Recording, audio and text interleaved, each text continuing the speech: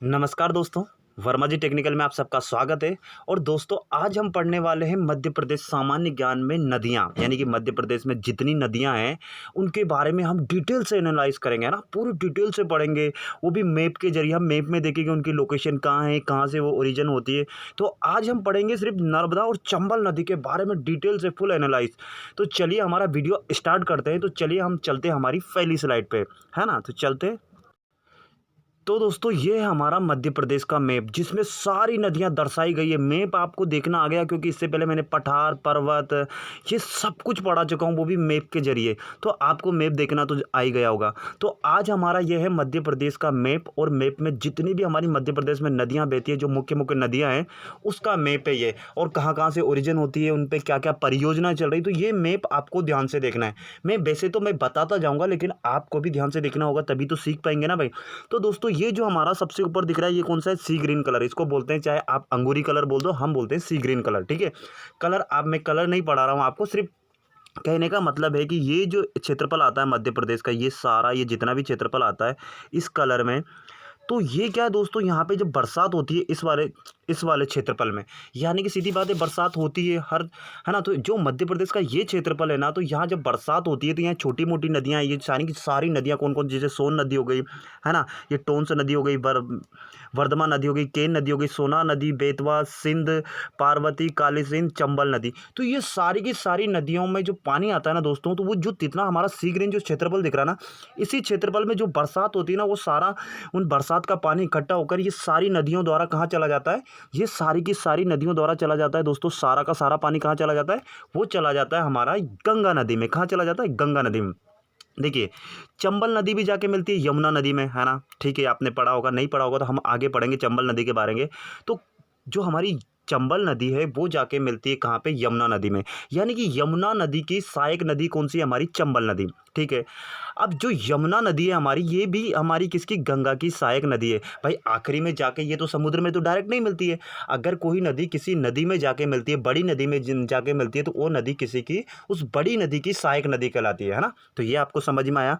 तो ये क्या है कि जो मैं कहने का मतलब ये है कि जो ये सी ग्रीन कलर है, यानी कि जो अंगूरी कलर का जो भी क्षेत्रफल दिख रहा है ना, जब बरसात का पानी होता है तो ये सारा का सारा पानी इकट्ठा होकर इन सारी नदियों द्वारा, कौन कौन सी नदियां हो गई फिर से बता दूं, चंबल, काली सिंध, पार्वती, सिंध, बेतवा, सोनार, केन नदी, है ना, सोन नदी, पेंच नदी, इन सारी नदियों का पानी आखिर में कहाँ जाता है? गंगा नदी में जाता है। तो वो जो क्षेत्रफल, यानी कि गंगा नदी में जहाँ जहाँ का पानी जाता है, यानी गंगा नदी में जो दूर दूर पानी इकट्ठा होकर आता है बरसात के टाइम में, तो वो क्या कहलाता है? उस नदी का अफवाह तंत्र कहलाता है। क्या कहलाता है? अफवाह तंत्र। ये बात आपको, यानी कि ये मैं क्या पढ़ा हूँ, जो हमारा मध्य प्रदेश की नदी अफवाह तंत्र है वो पढ़ रहे हैं हम। तो वो सारा का सारा क्षेत्रफल क्या कहलाता है दोस्तों? अफवाह तंत्र कहलाता है। तो हमारे मध्य प्रदेश का दोस्तों कम से कम 60%, 60-70% हमारा किसका अफवाह तंत्र पड़ता है? गंगा नदी का अफवाह तंत्र। वैसे वैसे आप बोलोगे कि सर हमारी सबसे बड़ी नदी तो नर्मदा है। हाँ भाई, नर्मदा है, लेकिन पूरे मध्य प्रदेश का पानी सिर्फ नर्मदा में नहीं जाता है। पूरे मध्य प्रदेश, यानी कि 60-70% पानी मध्य प्रदेश का किस में जाता है? गंगा नदी में जाता है। तो हमारा मध्य प्रदेश का 60-70% क्षेत्रफल, कितना? 60 से 70% क्षेत्रफल का जो पानी है वो कहाँ जाता है? हमारा बहकर पूरा कहाँ जाता है? गंगा नदी में जाता है। तो हमारे मध्य प्रदेश में सबसे बड़ा अफवाह तंत्र किस नदी का है? तो वो है हमारी गंगा नदी का। ये बात आपको ध्यान में रखना है। समझ में आया ना भाई? समझ में आ रहा है ना? अरे कुछ नहीं भाई, जो ये सी ग्रीन कलर आपको दिख रहा है, जो अंगूरी कलर दिख रहा है, इसमें जब भी बरसात के मौसम में बरसात होती है, तो ये बरसात का पानी सारा इकट्ठा होकर किसी ना किसी नदी के माध्यम से, वो कहाँ चला जाता है? लास्ट में वो चला जाता है गंगा नदी में। तो ये सारा का सारा क्षेत्रफल, यानी कि इस क्षेत्रफल का सारा पानी इकट्ठा होकर कहाँ चला जाता है? गंगा नदी में। तो ये सारा का सारा क्षेत्रफल क्या कहलाता है दोस्तों? गंगा नदी अफवाह तंत्र, यानी गंगा नदी का अफवाह तंत्र है ये सारा क्षेत्रफल। समझ में आया? अब आपको ये दिख रहा होगा एक सीधा सा कौन सा? हाफ वाइट कलर, यानी कि हाफ वाइट कलर, यानी कि थोड़ा सा मिल्की कलर बोल सकते हैं आप, थोड़ा सा पीलापन होता है इसमें। तो ये जो कलर दिख रहा है, यानी कि ये जो एरिया दिख रहा है आपको, ये सारा क्षेत्रफल, ये इसके अंदर अंदर वाला, तो ये हमारा क्या है? ये हमारी यहाँ से नर्मदा नदी निकलती है, आपको ये दिखाई दे रहा होगा, यहाँ से नर्मदा नदी निकलती है।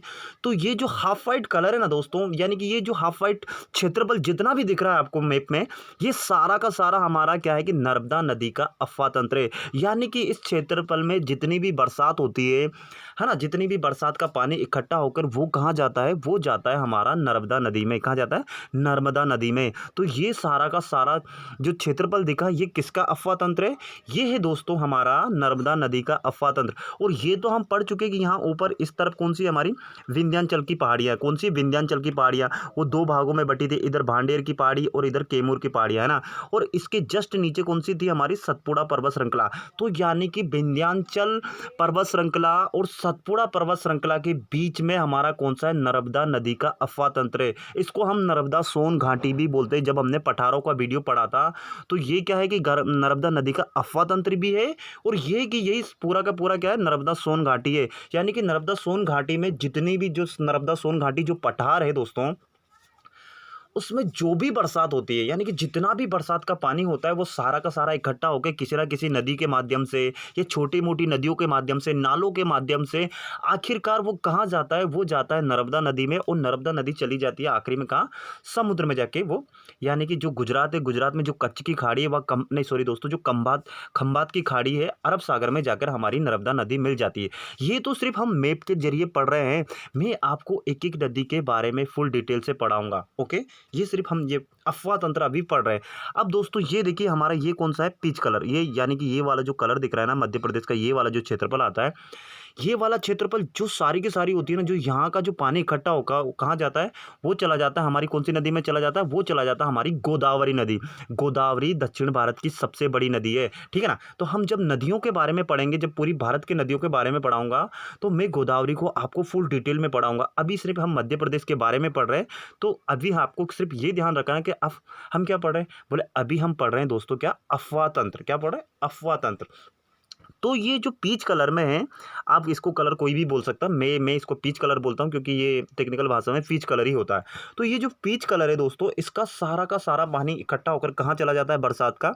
वो चला जाता है गोदावरी नदी में। तो ये हमारा हो गया गोदावरी अफवाह तंत्र, है ना। कौन सा हो गया? गोदावरी अफवाह तंत्र, गोदावरी नदी अफवाह तंत्र। इसी प्रकार आपको ये दिख रहा होगा, ये कौन सा? ये तो डायरेक्टली लाइट अंगूरी नहीं, ये तो अंगूरी कलर ही है ना।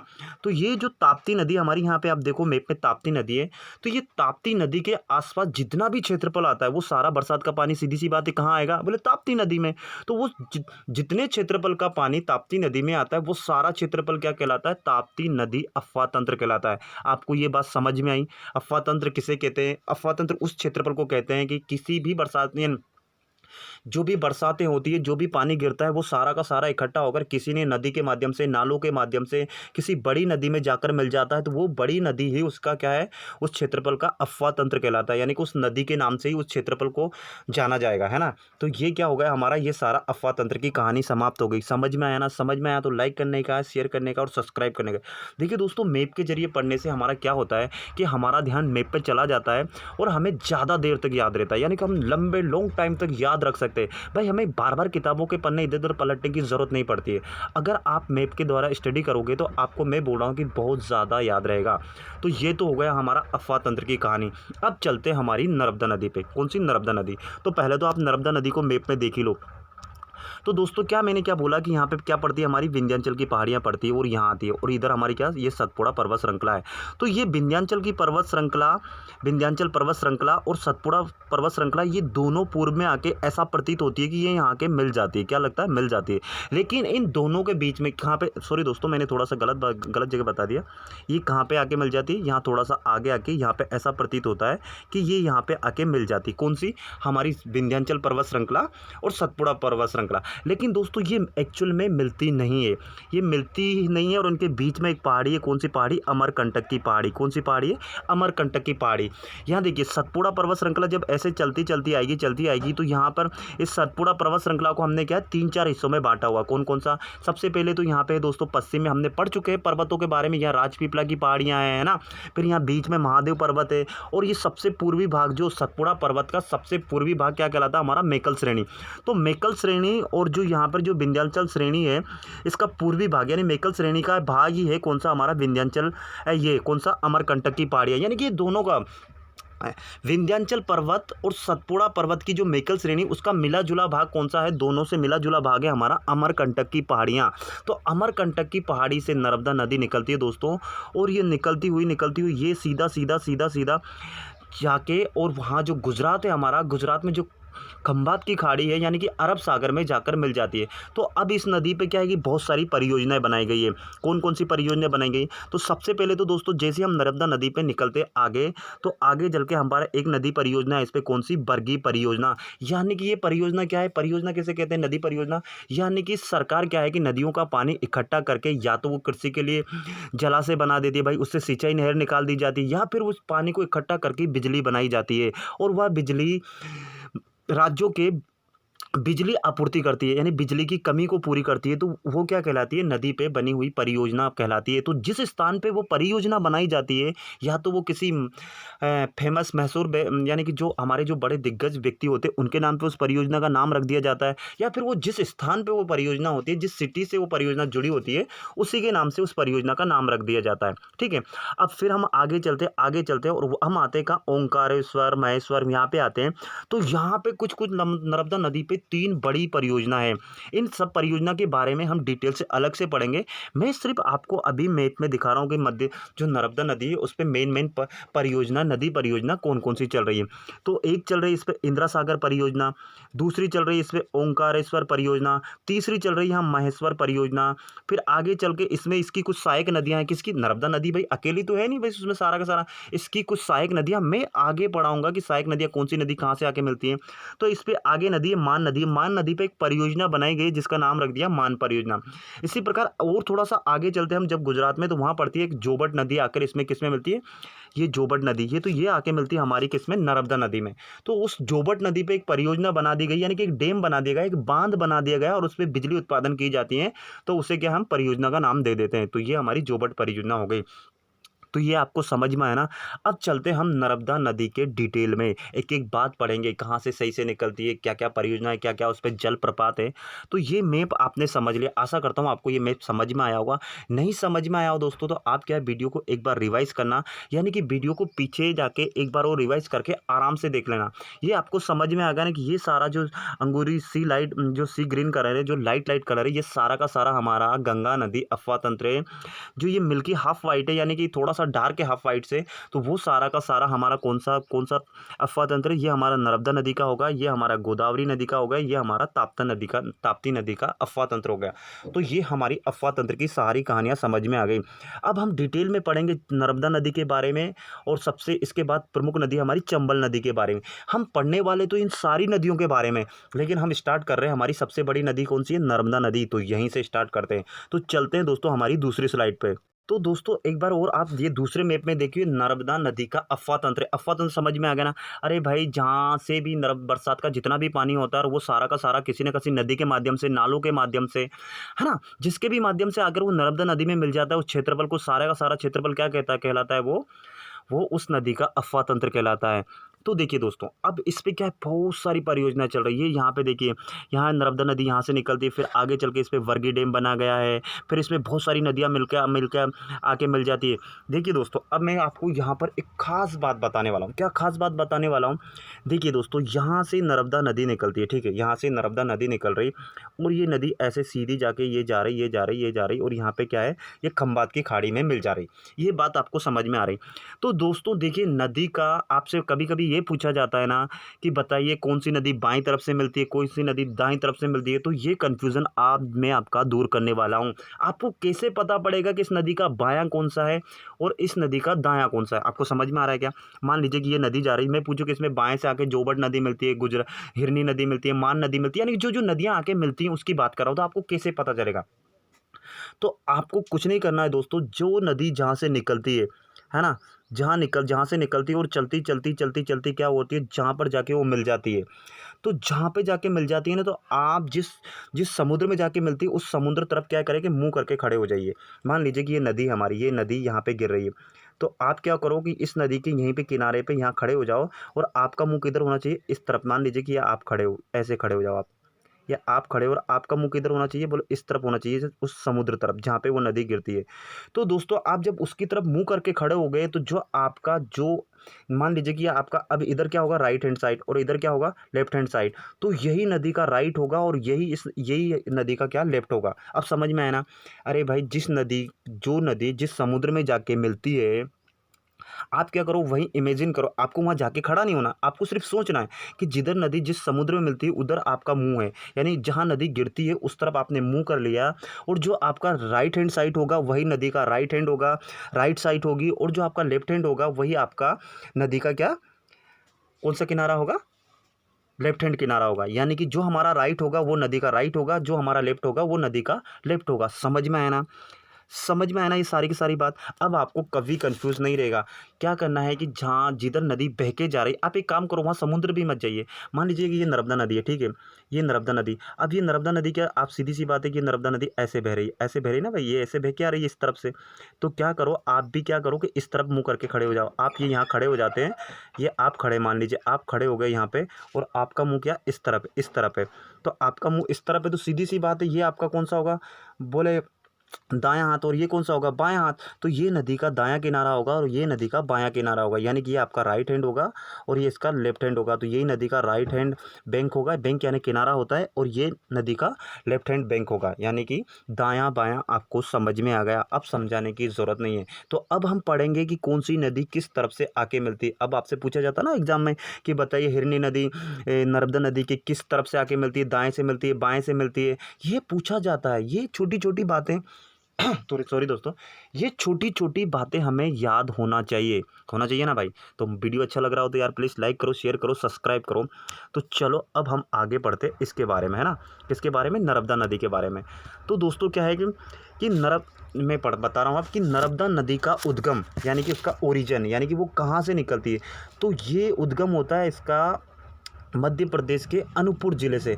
भाई हम मध्य प्रदेश के सारे ज़िले के बारे में अलग से पढ़ेंगे, लेकिन कहाँ पड़ता है ये तो ये अमरकंटक जो पड़ता है दोस्तों, वो क्या है, अमरकंटक के पहाड़ी के पास ही कौन सा हमारा मध्य प्रदेश का जो अनूपपुर ज़िला है, वहाँ के अमरकंटक पर्वत से इसका क्या उद्गम होता है। यानी कि जो हमारी नर्मदा नदी है वो अगर आपसे जिला का पूछा जाए कि बताइए कौन से ज़िले से निकलती है, तो आप बोलेंगे अनूपपुर ज़िले से निकलती है। अगर आपसे पर्वत पूछा जाए कि किस पर्वत से निकलती है, तो आप बोलेंगे कि अमरकंटक पर्वत से निकलती है। अगर आपसे जैसे पर्वत श्रृंखला से पूछा जाता है कि किस पर्वत श्रृंखला से निकलती है, तो आप बोलेंगे कि मेकल पर्वत श्रेणी से निकलती है। देखिए दोस्तों, लगभग 80-90% किताबों में मेकल पर्वत श्रेणी दिया है। वैसे वो मेकल पर्वत श्रेणी एकदम उसका सही आंसर नहीं है, लेकिन अगर ऑप्शन में वो आता है तो आप मेकल पर्वत श्रेणी ही लगाएंगे। ओके, ठीक है। तो इसे मध्य प्रदेश की जीवन रेखा कहते हैं। क्यों कहते हैं? क्योंकि मध्य प्रदेश की सबसे बड़ी नदी है भाई। इस पर बहुत सारे हमारे क्या कि बहुत सारे परियोजना है, सारी बिजलियां बनती है। इतने क्षेत्रफल में इसका क्या है कि पूरा का पूरा सिंचाई होती है। तो सीधी सी बात है कि इसकी जीवन रेखा है ना भाई, यानी कि ये पूरी की पूरी क्या है कि मध्य प्रदेश के बीचों बीच से निकलती है। यानी कि ये पूरे जीवन यापन करने के लिए, यानी कि मनुष्य की जो आवश्यकताएं होती है भाई, नर्मदा नदी से हम करोड़ों हेक्टेयर में क्या लाखों हेक्टेयर में क्या करते हैं, करोड़ों लाखों हेक्टेयर में हम क्या करते हैं, फसल पैदा करते हैं, बिजली पैदा करते हैं। तो ये हमारे लिए मध्य प्रदेश की क्या हो गई, जीवन रेखा कहा जाता है। किसको? नर्मदा नदी को। ये तो आपको सबको याद ही है। अब क्या है, नर्मदा नदी तीन राज्य कौन कौन से? अब भाई सीधी सी बात है, मध्य प्रदेश से निकलती है, फिर ये कुछ हिस्सों में महाराष्ट्र में भी बहती है, और लास्ट में जाके क्या करती है, गुजरात में जाकर जो खंबात की खाड़ी है वहाँ पर जाकर ये क्या करती है, अरब सागर में मिल जाती है। ठीक है, ये बात आपको समझ में आई। तो मेनली कितने राज्यों में बहती है? तो ये 3 राज्यों में बहती है, लेकिन सबसे ज़्यादा कहाँ पर बहती है? तो सबसे ज़्यादा बहती है ये मध्य प्रदेश में। कितनी बहती है ये हम डिटेल में अभी पढ़ने वाले हैं। तो ठीक है, 3 राज्यों में इसकी टोटल अगर लंबाई पूछी जाए, यहाँ से नर्मदा नदी निकलती है और ये जाती है, ऐसे जाती है। तो देखिए दोस्तों, ऐसे घुमावदार, ऐसे थोड़ा सा क्या तिरछे उड़छे, तो ये क्या है कि ये सारा का सारा मेजरमेंट में आता है, नाप, यानी कि इसका जो लंबाई है ना, ये सारी की सारी भाई यूँ गए। सीधी बात है, कोई रोड ऐसे ऐसे जाएगा तो वो तो पूरा का पूरा ही मेजरमेंट होगा ना भाई, वो कितना किलोमीटर है।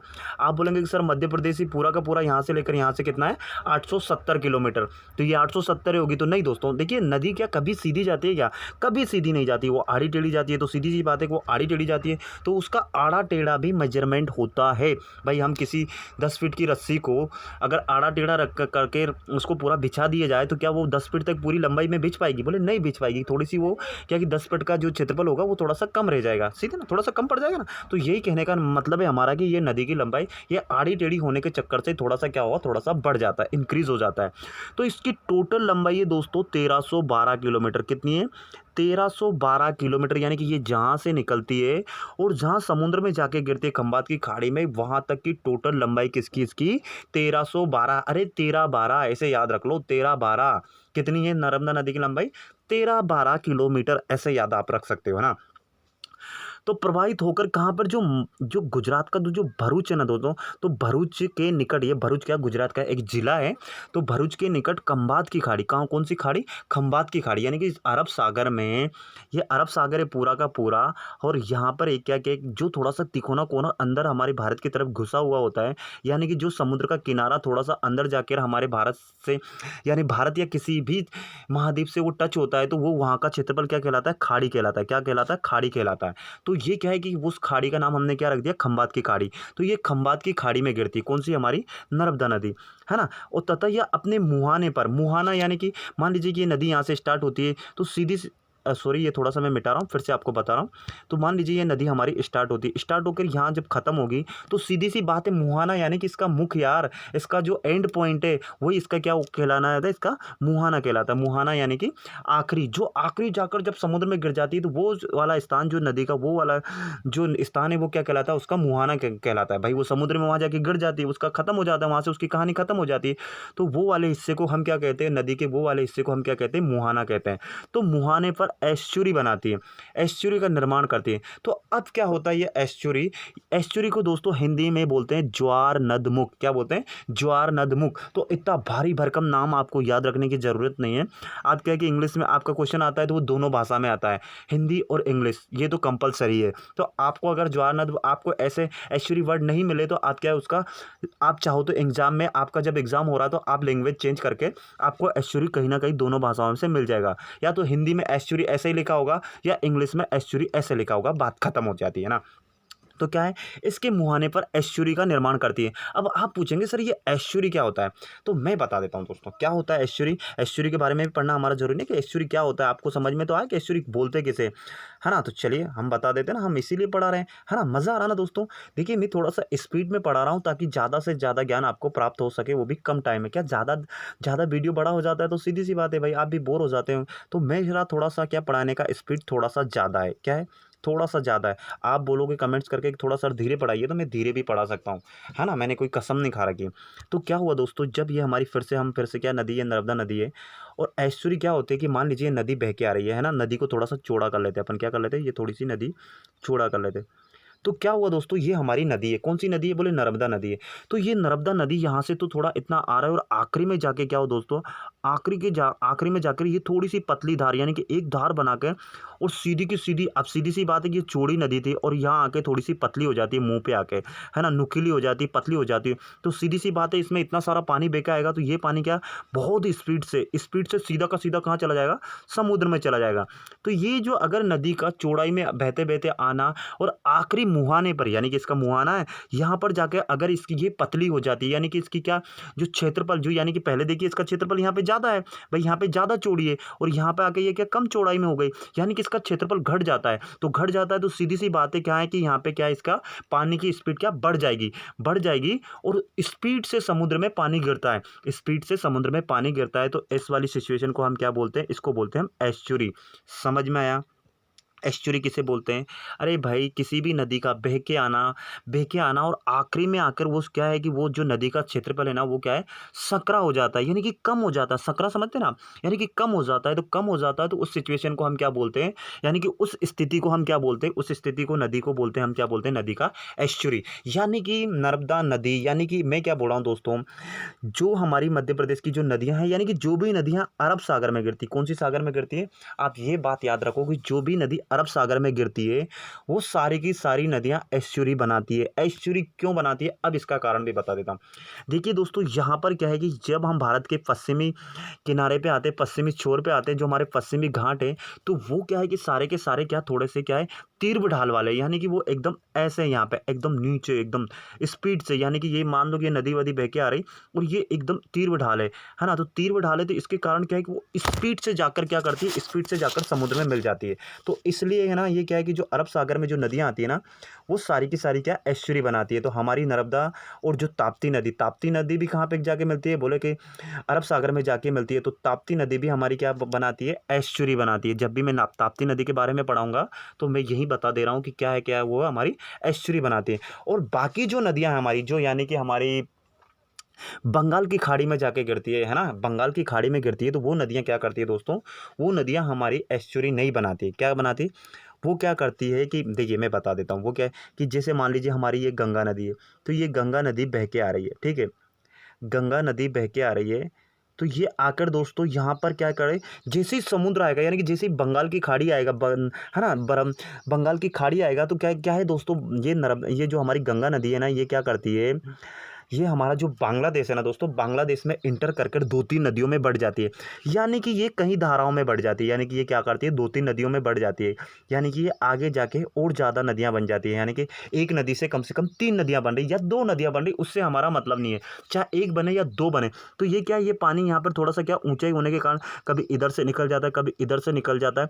तो ये बीच में कुछ क्षेत्रफल बन जाता है, क्या बन जाता है, कुछ बीच में कुछ क्षेत्रफल रह जाता है। और ये नदी क्या है, इधर से निकल जाती है या इस तरफ से निकल जाती है। तो ये जो बीच का क्षेत्रफल है ना, इसको दोस्तों बोलते हैं क्या, डेल्टा बोलते हैं। क्या बोलते हैं, डेल्टा। तो गंगा नदी यानी कि जो बंगाल की खाड़ी में जाकर जो हमारी नदियां गिरती है, वो क्या करती है, डेल्टा बनाती है। तो आपको समझ में आ गया ना डेल्टा। अरे भाई, कोई नदी आ रही आगे जाके वो 2-3 धाराओं में बढ़ जा रही है, गंगा नदी है हमारी, ये 2-3 धाराओं में बच गई।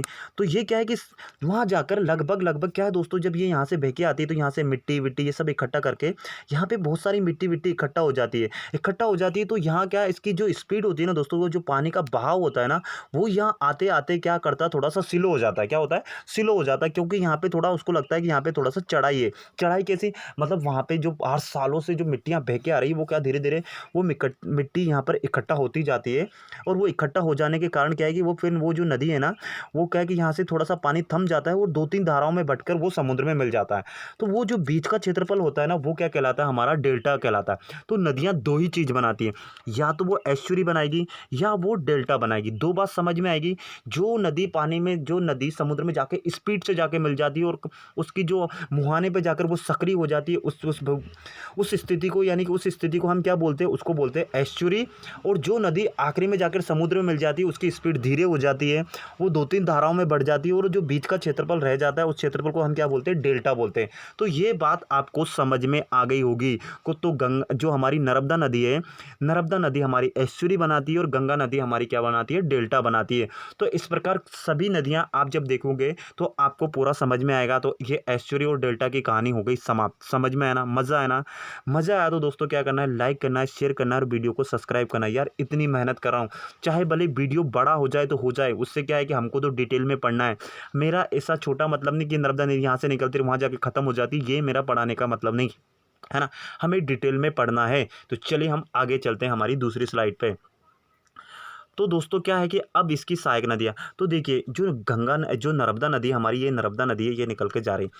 तो क्या है, बरनार, बंजर, तवा, छोटी तवा, कुंदी, दूधी, शेर, शक्कर, गंजाल, गोई नर्मदा, ये सब क्या है बाईं ओर से समावित होने वाली है ना। ये क्या है कि बाईं ओर से, यानी कि बायां आप कौन सा हो गया, यानी कि ये नर्मदा नदी निकल रही है और इस तरफ बह के जा रही। तो आप क्या करोगे कि आपका मुंह जब इस तरफ हो जाएगा, आपका मुंह भी इस तरफ हो जाएगा, आप भी यहाँ पे खड़े हो, ये यहाँ पे खड़े हो, तो आपका जो बायां होगा वही क्या होगा, जो आपका बायां होगा वही इस नदी का बायां होगा। अरे यार ये चित्र सही से नहीं बन रहा है, आप समझ लो, यहाँ खड़े हो जाओ, आप क्या थोड़ा सा ऊपर खड़े हो जाओ, यहाँ पे आप खड़े हो, है ना, आप ये खड़े हो। तो आप ये खड़े हो, तो आपका मुंह किधर है दोस्तों, इस तरफ है, किधर, इस तरफ, जिधर नदी बह के जा रही उधर ही आपका मुंह है।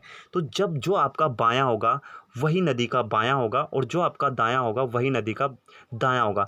तो आपका बायां किधर है दोस्तों, इस तरफ, नदी के इस तरफ। तो ये सारी की सारी नदी कौन कौन सी, बरनार, बंजर, तवा, छोटी तवा, कुदी, दूधी, शेर, शक्कर, गंजाल, गोई, नर्मदा, ये सब क्या है, बाईं ओर से समाहित होने वाली नदियां हैं। किसमें, ये सारी की सारी नदियां इधर से, यहाँ से, ये सारी की सारी क्या है, नर्मदा में कहाँ से मिल रही, बाईं ओर से मिल रही। ठीक है, अब आगे क्या बोले, असमाहित होने वाली तथा हिरनी, तिंदोरी, बरना, कोलार, मान, ऊटी, हथनी, है ना, आदि दाईं ओर से समाहित होने वाली प्रमुख सहायक नदियां हैं ये।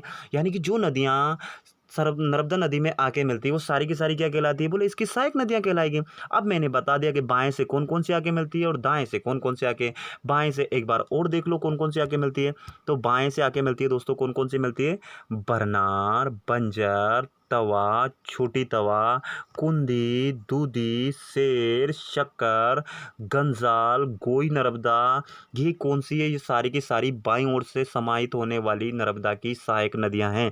तो ये सारी की सारी नदियां क्या हो गई, बाईं ओर से मिलती है। बाईं ओर यानी कि नर्मदा के दक्षिण से आकर मिलने वाली। आप ऐसे समझिए, नर्मदा नदी बह रही है तो सीधी सी बात, इसका दक्षिण कौन सा होगा, बोले ये हो गया। तो ये इस तरफ से इस वाले किनारे पे जो सारी नदियां आके मिलती है ये कौन सी कहलाती है, ये सब, और ये बाईं ओर से समाहित होने वाली नदियां हैं। समझ में आया, बिल्कुल समझ में आया होगा।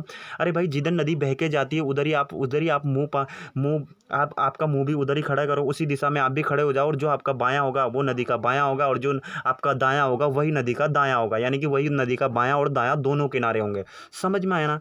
तो ये इसी प्रकार ये दाएं बाएं की कहानी समझ में आ गई। ठीक है, तो ये क्या अब तो हो गई, ये कौन सी, बाईं ओर से। तो दाईं ओर से कौन कौन सी, हिरन, तिंदोरी, बरना, कोलार, मान, ऊटी, हथनी, ये सब कहाँ से आकर मिलती है, ये मिलती है दाईं ओर से। ये यहाँ अपने मैप पे देख लीजिए, ये क्या है, ये दक्षिण तरफ है नर्मदा का। तो ये कौन सा पड़ा है, इसका पड़ा ये बाईं ओर से। बाईं ओर से कौन कौन सी मिल रही है, यहाँ पे मैप में भी दिखा रहा है, देखिए शेर मिल रही, शक्कर मिल रही, दूधी, तवा, है ना, ये सारी की सारी है ना, ये सारी की सारी नदी कौन सी है, इसकी बाईं बाईं ओर से मिलने वाली सहायक नदियाँ। इसी प्रकार दाईं ओर से कौन कौन सी मिलती है, देखिए मान, हिरनी, है ना, ये सारी की सारी नदियाँ, मतलब नदियों के नाम तो वहाँ पे ज़्यादा दे दिए कि मैप में इतना नहीं दे सकते। तो ये सारी की सारी क्या है, दाएं ओर से मिलने वाली नर्मदा की सहायक नदियाँ हैं। तो नर्मदा नदी के बारे में समझ में आया है, बिल्कुल समझ में आया ना। चलिए मैं अगली स्लाइड पर लेकर चलता हूँ, और नर्मदा के नदी के बारे में और डिटेल से जानते हैं।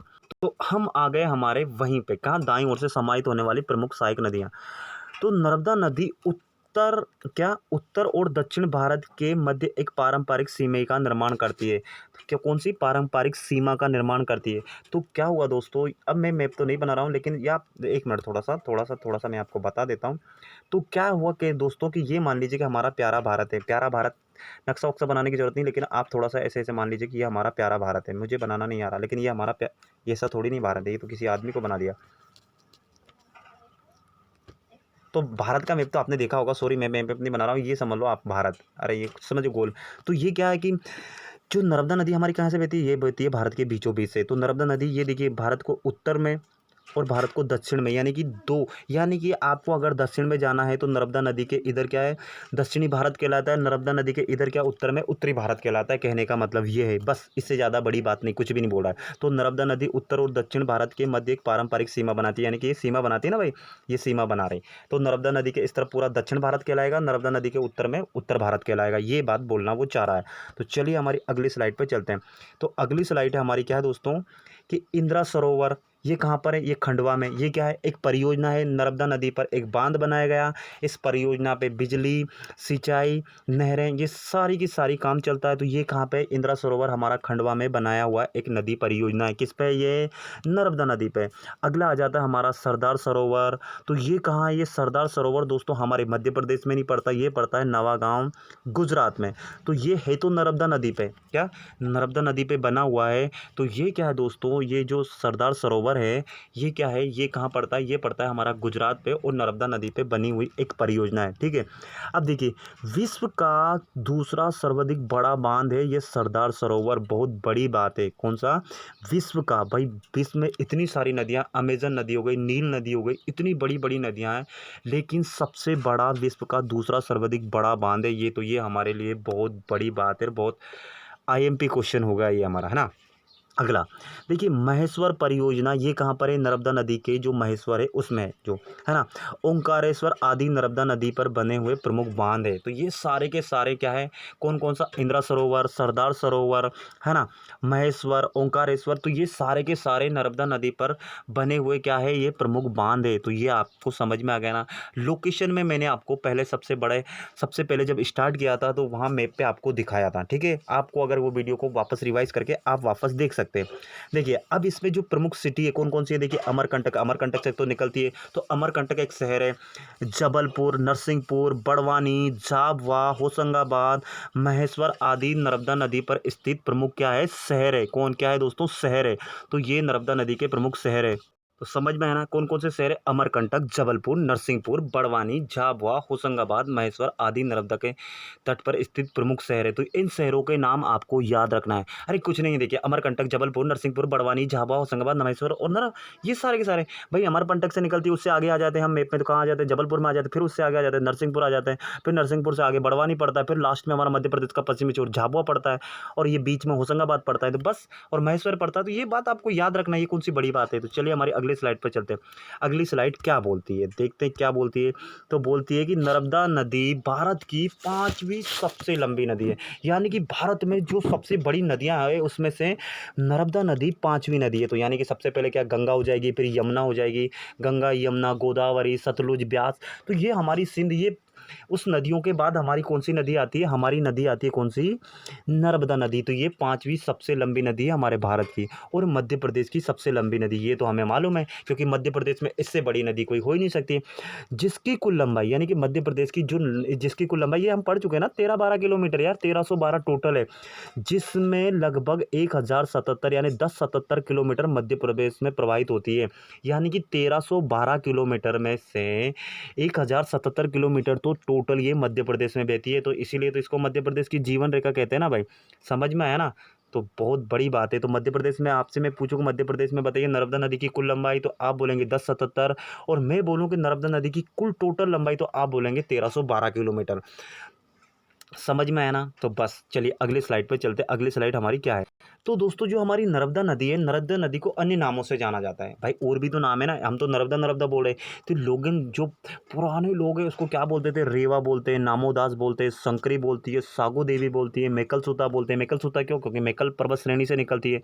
तो इसको अन्य नामों से भी जा, और मध्य प्रदेश की जीवन रेखा भी किसे कहते हैं? नर्मदा नदी को बोलते हैं। तो क्या क्या बोलते हैं? रेवा नदी इसको बोलते हैं, नामोदास इसको बोलते हैं, शंकरी इसको बोलते हैं, भाई शंकर भगवान के ऊपर से इसको बोलते हैं, सागो देवी इसको बोलती है, मेकल सूता इसको बोलते हैं। तो इन अन्य नामों से इसको जाना जाता है। अब क्या हुआ दोस्तों, इस पे बहुत सारे जलप्रपात है। कौन कौन से? ये दधी जलप्रपात, मंदार जलप्रपात और कपिलधारा जलप्रपात। ये कहाँ पर है? ये है अनूपपुर में। अब आप बोलेंगे सर ये जलप्रपात क्या होता है?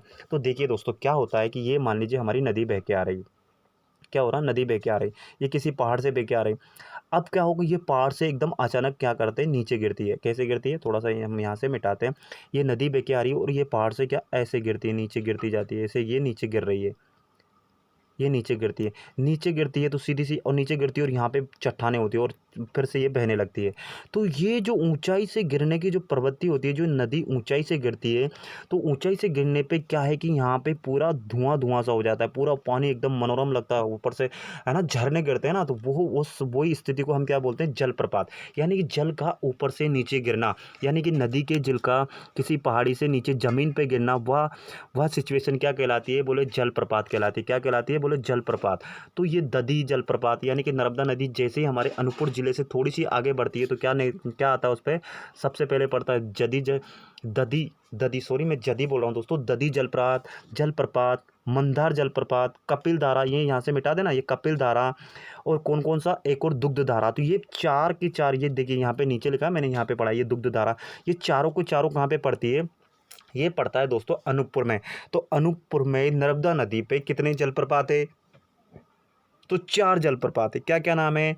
दधी जलप्रपात 1, मंदार जलप्रपात 2, कपिलधारा जलप्रपात 3, और दुग्धधारा जलप्रपात अनूपपुर में, ये 4। तो कुल मिला के नर्मदा नदी जैसे ही अनूपपुर से निकलती है तो 4 जलप्रपात तो कहाँ पे पड़ते हैं? हमारे अनूपपुर ज़िले में पड़ता है। बहुत अच्छा लगता है दोस्तों, अगर आप वहाँ नहीं गए ना तो बिल्कुल जाके देखो, आपको एकदम प्राकृतिक का आनंद आ जाएगा। पानी ऊपर से गिरता हुआ दिखता है, एकदम धुआं-धुआं सा, ठंडा सा, बहुत मज़ा आता है दोस्तों, है ना?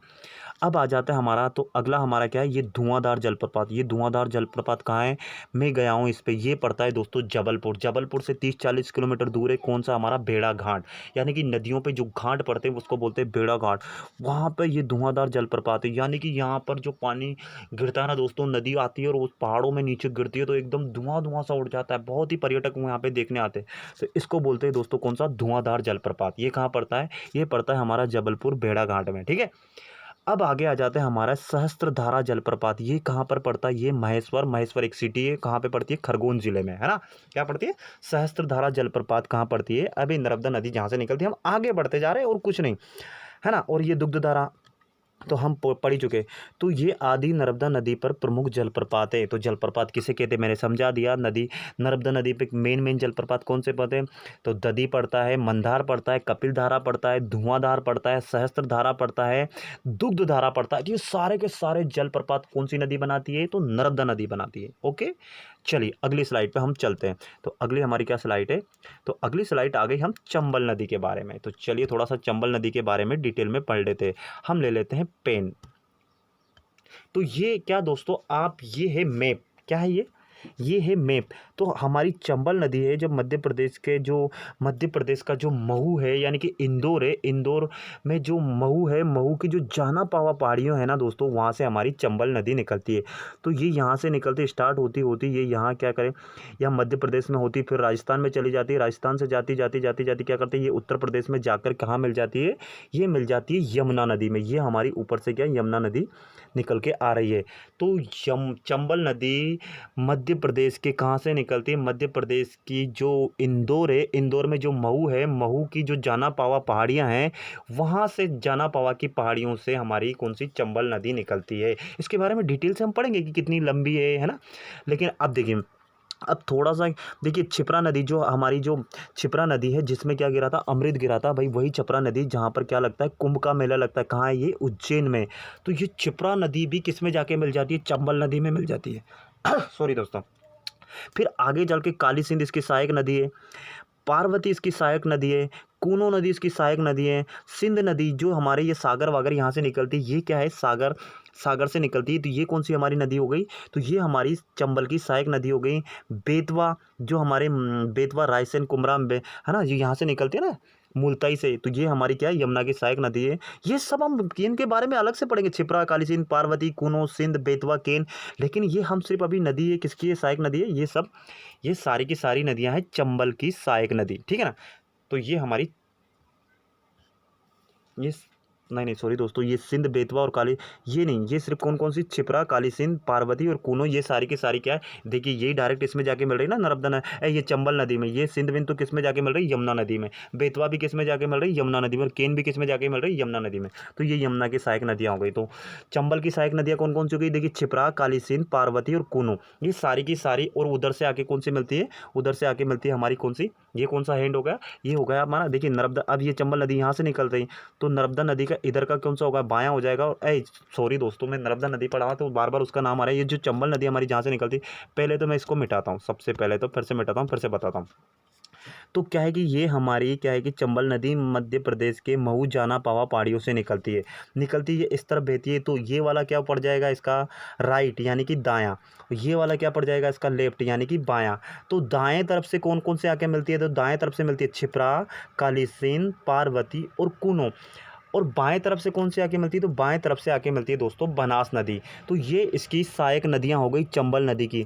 और चंबल नदी मध्य प्रदेश में बहती हुई राजस्थान, कोटा, बैराज, यहाँ से बहती हुई फिर से कहाँ चले जाती है? उत्तर प्रदेश। उत्तर प्रदेश के यमुना नदी में ये जाकर मिल जाती है। ये तो यमुना नदी की सबसे बड़ी सहायक नदी कौन सी है? चंबल नदी। ओके, तो चंबल नदी के बारे में अब हम चलते हैं डिटेल में। ये तो हो गया हमारा मैप के द्वारा, है ना? तो चलते हैं डिटेल में पढ़ते हैं। तो दोस्तों चंबल का उद्गम स्थल इंदौर जिले में स्थित जाना पावा पहाड़ी से होता है। जाना पहाड़ी महू की तहसील में आती है, वहाँ से होता है, जो यमुना नदी की प्रमुख सहायक नदी है। मैप में मैंने आपको पूरा डिटेल में बता दिया। तथा इटावा, यानी कि जो उत्तर प्रदेश का इटावा ज़िला है, इटावा उत्तर प्रदेश के निकट यमुना में समावित हो जाती है।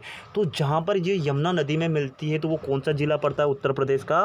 वो पड़ता है इटावा ज़िला। कहाँ पे? इटावा।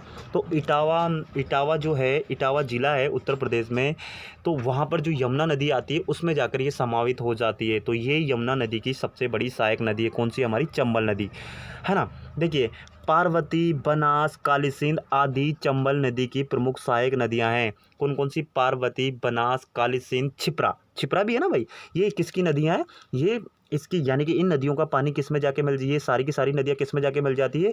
ये मिल जाती है चंबल नदी में, और चंबल नदी मिल जाती है किस में? यमुना नदी। और यमुना नदी किस में जाके मिल जाती है? गंगा नदी। तो ये सारा का सारा जो, ये सारी की सारी नदियों का जो पानी इकट्ठा होकर जाता है तो वो किसका अफवाह तंत्र पे कहलाता है? बताओ, लिंक से लिंक जोड़ो। ये कहलाता है हमारा गंगा नदी अफवाह तंत्र। समझ में आया ना। तो मध्य प्रदेश का 60 से 70% अफवाह तंत्र किसका अफवाह तंत्र है? तो नर्मदा नदी का अफवाह तंत्र क्षेत्रफल है, वो अफवाह क्षेत्रफल है ना। ठीक है ना। चंबल नदी की कुल लंबाई है दोस्तों कितनी? 965 किलोमीटर। कितनी? 965 किलोमीटर। यानी कि ये मऊ की जाना पावा पहाड़ी से निकलती है और जहाँ तक यमुना नदी में जाती है तो वहाँ तक की इसकी टोटल लंबाई कितनी है? 965 किलोमीटर। तो ये तो इसकी टोटल लंबाई हो गई, जिसमें से लगभग 650, कितनी? 650 किलोमीटर ये किस में बहती है? मध्य प्रदेश में बहती है। तो ये मध्य प्रदेश की दूसरी सबसे बड़ी नदी है। कौन सी? दूसरी सबसे बड़ी नदी है भाई। बहुत बड़ी नदी है ना भाई, ये मध्य प्रदेश की बड़ी नदी हुई, है ना। अच्छी खासी परियोजना है इसमें। देखिए, चंबल नदी मध्य प्रदेश की दूसरी बड़ी नदी है, ये यहाँ पे लिखा हुआ है नदी है। तथा ये क्या? आगे स्लाइड में चलते हैं, आगे क्या? तथा यह हाँ, तो क्या है कि तथा यह मध्य प्रदेश, थोड़ा सा पेन ले लेता हूँ। तो तथा यह मध्य प्रदेश एवं राजस्थान के मध्य सीमा का निर्धारण करती है। तो जो मध्य प्रदेश और राजस्थान की जब चंबल नदी इधर से निकल के जाती है तो सीधी सी बात है, इधर हमारा राजस्थान पड़ता है, इधर हमारा मध्य प्रदेश पड़ता है। तो इनके बीच में क्या है कि जो बाउंड्री होती है, जो सीमा होती है, उसका निर्धारण करती है कौन सी? हमारी चंबल नदी। यानी कि चंबल नदी के बाईं ओर राजस्थान हो जाएगा जब राजस्थान से में मिलने वाली हो, और इधर कौन सा हो जाएगा? जब दाईं ओर कौन सा हो जाएगा? यानी राइट हैंड साइड हमारा मध्य प्रदेश हो जाएगा। ठीक है ना। तो ये सीमा का निर्धारण कौन थी? हमारी चंबल लाइन।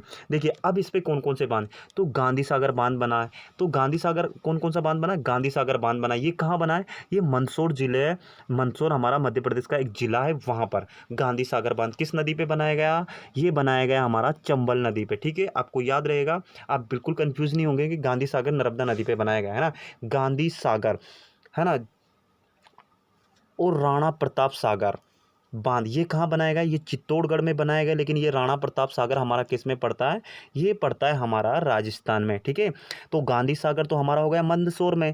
मंदसौर किस में पड़ता है? मध्य प्रदेश में। तो जो चंबल नदी पे मेन जो परियोजना बनी हुई है, यानी कि जो बांध बना हुआ है गांधी सागर, वो मध्य प्रदेश में पड़ता है। राणा प्रताप सागर राजस्थान में पड़ता है। उसी प्रकार जवाहर सागर बांध, जिसको हम क्या बोलते हैं? इसको कोटा बैराज भी बोलते हैं दोस्तों। इसका दो नाम है, एक तो इसको जवाहर सागर बोलते हैं, इसको कोटा बैराज भी बोलते हैं। तो यह कहाँ पड़ता है? ये कोटा राजस्थान में पड़ता है। यानी कि दो बांध हमारा, जो चंबल नदी के प्रमुख बांध है, तो दो बांध तो हमारे राजस्थान में पड़ते हैं और एक बांध हमारा गांधी सागर मंदसौर में पड़ता है, और मंदसौर हमारा मध्य प्रदेश का एक जिला है। ठीक है, तो ये पढ़ते हैं। आदि चंबल नदी की निर्मित प्रमुख जल परियोजना है। यानी कि जल परियोजना, यानी कि इनमें विद्युत बनाई जाती है, इनसे नहरें निकाली जाती है, इनसे सिंचाई की जाती है। तो ये सारी क्या है? नदी परियोजनाएं कहलाती है ना। तो मंदसौर जिले में चंबल नदी पर चूलिया जलप्रपात है। जैसे कि मंदसौर जिले में जो चंबल नदी पर है ना, जैसे नर्मदा नदी पर जलप्रपात नहीं होता, अरे जलप्रपात वही कि भाई एकदम नदी क्या है, एक पहाड़ से जाकर नीचे धरती पे गिरती है, ऊपर से पूरी की पूरी लहरें का लहरें एक झरनों के टाइप से नीचे गिरती है, तो उसको क्या बोलते हैं? जलप्रपात। तो जो मंदसौर जिले में है ना, तो उस जलप्रपात का नाम क्या है? चूलिया जलप्रपात। ठीक है, क्या है? तो चूलिया जलप्रपात किस नदी पे बना हुआ है? किस नदी, कौन सी नदी चूलिया जलप्रपात बनाती है? तो चंबल नदी। कौन सी? चा से चंबल, चा से चूलिया। ठीक है, ये आपको याद रहेगा। यानी कि नर्मदा तो आपको होगा ना, चा से चंबल, चा से चूलिया, ये इसकी ट्रिक हो गई। तो चलिए हमारी अगली स्लाइड पे चलते हैं। तो अगली स्लाइड पे दोस्तों क्या हुआ है कि मंदसौर, कोटा, चित्तौड़गढ़, मुरैना, इटावा आदि चंबल के किनारे महत्वपूर्ण नगर है। यानी कि ये प्रमुख प्रमुख सिटियां हैं हमारी चंबल नदी पे। चंबल नदी देखिए, मंदसौर में प्रमुख पानी, मंदसौर को सारा पानी किससे मिलता है? चंबल नदी से। कोटा किससे जीवित है? चंबल नदी से। इसी प्रकार चित्तौड़गढ़, मुरैना में तो दोस्तों ये चंबल नदी बीहड़ बनाती है ना। आपने सुना होगा ना चंबल के बीहड़। तो वो बीहड़ है ना दोस्तों, क्या हुआ है कि जैसे हमारे ये चंबल नदी इधर जाती जाती है। और जब ये मुरैना में जाती है ना, तो मुरैना में दोस्तों क्या है कि एक पीली मिट्टी पाई जाती है, जिससे क्या है कि ये चंबल नदी वहाँ पर बहुत सारा मृदा अपरदन करती है, यानी कि ये बड़े-बड़े गड्ढे बना देती है, यानी कि मिट्टी के पहाड़ जैसे लगते हैं। तो ये पहाड़ क्या है दोस्तों कि इनमें क्या है कि बहुत सारी छुपने की जगह होती है ना, जगह-जगह गड्ढे बन जाते हैं, यहाँ पे बहुत सारी छुपने की जगह रहती है। तो दोस्तों ये क्या है कि पूरा का पूरा क्या चंबल घाटी कहलाती है। क्या ये चंबल घाटी कहलाती है, ये इस नदी के नाम से ही इसको क्या बोलते हैं, चंबल घाटी बोलते हैं। तो यहाँ पर बड़े-बड़े बीहड़ पाए जाते हैं, यानी कि वो गड्ढे-वड्ढे पाए जाते हैं। तो इनमें क्या है कि पहले-पहले डाकू डाकू छुपे रहते थे इनमें, यानी कि यहाँ पे बहुत लूटपाट होती थी। अब तो थोड़ी-सी कम हो गई है, तो इसीलिए इसको क्या बोलते हैं, चंबल, चंबल के बीहड़, यानी कि ये चंबल नदी बड़े-बड़े गड्ढे बनाती है, यानी कि यहाँ पर क्या है, मिट्टी का अपरदन होता है। कहाँ पे? मुरैना, भिंड मुरैना में, है ना? तो समझ में आया? ये चंबल ही हमारी बीहड़ बनाती है, ठीक है? बीहड़ यानी कि बहुत बड़े स्तर पर या बहुत बड़े क्षेत्रफल पर मिट्टी का अपरदन होता है, यानी कि यहाँ पर क्या है, मिट्टी है, तो ये क्या है कि ये नदी है ना, बहुत सारी मिट्टी को बहा के ले जाती है, गड्ढे बना देती है, यानी कि बहुत प्रकोप दिखाती है। तो वहाँ पर वो मिट्टी के क्या बड़े-बड़े से पहाड़ बन गए, बीहड़ बन गए। मैंने जाके देखा है, बहुत पीले-पीले से, बहुत मज़ा आता है, बहुत देखने, आप भी जाइए कभी देखने। तो ये क्या है कि महत्वपूर्ण नगर है। तो ये आपको समझ में आ गया पूरे चंबल नदी के बारे में। चलिए अगली स्लाइड पे चलते हैं। तो दोस्तों आज के लिए हम वीडियो यही समाप्त करते हैं, और हाँ, आपसे रिक्वेस्ट है, आपको वीडियो अच्छा लगे तो ये नीचे एक लाइक का बटन है और ये रेड सा सब्सक्राइब का बटन है, इसको आप दबाएँ, और कुछ समझ में नहीं आए तो आप कमेंट्स करें। यार इतनी मेहनत मैंने आपको की, फुल डिटेल में पढ़ाया, कहीं पे गलती हो गई हो तो सॉरी, उसके लिए मैं माफ़ी माँगता हूँ। हाँ, अगर आप इससे कुछ ज़्यादा जानते, कुछ एक्स्ट्रा जानकारी देना चाहते हैं, तो आप नीचे कमेंट्स करिए, बिल्कुल, और बच्चे भी आपका कमेंट पढ़ेंगे, उनका भी भला हो जाएगा, है ना? तो यार बस आपको कुछ नहीं करना, मुझे ना कुछ नहीं करना है, आपको सिर्फ इस वीडियो को लाइक करना है और वीडियो को सब्सक्राइब करना है ना? क्योंकि चैनल को सब्सक्राइब करना है, क्योंकि मैं इसी प्रकार की और इंटरेस्टिंग वीडियो आपके लिए बनाऊँगा जो एग्ज़ाम में डायरेक्ट पूछे जाते हैं। अगर आप एमपीपीएससी की तैयारी कर रहे हैं, मध्य प्रदेश के किसी की भी एग्ज़ाम की तैयारी कर रहे हैं, तो ये वीडियो आपके लिए बहुत ख़ास है ना? तो इसी के साथ मैं विदा लेता हूँ। जय हिंद, जय भारत, आपका दिन मंगलमय हो।